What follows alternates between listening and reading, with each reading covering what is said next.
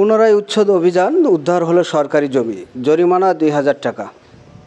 দিনাজপুরের বিরামপুর উপজেলার পলিপ্রাকপুর ইউনিয়ন ভূমি অফিসের বেদখল হওয়া সরকারি জমি পুনরুদ্ধারে স্থানীয় প্রশাসন পুনরায় উচ্ছেদ অভিযান পরিচালনা করেছে।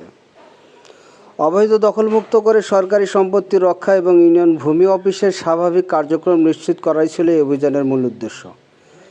মঙ্গলবার ১৬ জুন বিরামপুর উপজেলার সহকারী কমিশনার ভূমি নাজিয়া নওরিনের নেতৃত্বে বিরামপুর থানা পুলিশের সদস্য ও গ্রাম পুলিশের সহযোগিতায় এই অভিযান পরিচালিত হয়। অভিযানে ইউনিয়ন ভূমি অফিসের আওতাধীন প্রায় ১ একর ৩৬% সরকারি জমিতে পুনরায় নির্মাণ করা অবৈধ স্থাপনা উচ্ছেদ করে জমি উদ্ধার করা হয়। প্রশাসন সূত্রে জানা যায়, এর আগে একই স্থানে অবৈধ স্থাপনা উচ্ছেদ করা হলেও পরবর্তীতে পুনরায় সেখানে স্থাপনা নির্মাণ করা হয়। এ কারণে প্রশাসন আবারও অভিযান চালিয়ে জমিটি দখলমুক্ত করে। এ সময় এক দখলদারকে ২,০০০ টাকা অর্থদণ্ড প্রদান করা হয়। একই দিনে দিনাজপুর গোবিন্দগঞ্জ মহাসড়কের পাশে সড়ক ও জনপথ সহজ বিভাগের জমিতেও উচ্ছেদ অভিযান পরিচালনা করা হয়। অভিযানে প্রায় ২.৫ শতক সরকারি জমি থেকে অবৈধ স্থাপনা অপসারণ করে জমি উদ্ধার করা হয়। উল্লেখ্য, গত ২২ এপ্রিল উপজেলা সহকারী কমিশনার ভূমি একই এলাকায় অভিযান পরিচালনা করে ১ একর ৩৬% সরকারি জমি উদ্ধার করেছিলেন।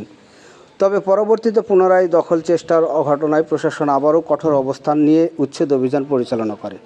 প্রশাসনের পক্ষ থেকে জানানো হয়েছে, সরকারি জমি দখলের বিরুদ্ধে এ ধরনের অভিযান ভবিষ্যতেও অব্যাহত থাকবে। সরকারি সম্পত্তি রক্ষা ও আইনশৃঙ্খলা বজায় রাখতে কোনো ধরনের অবৈধ দখলদারিত্ব বরদাস্ত করা হবে না।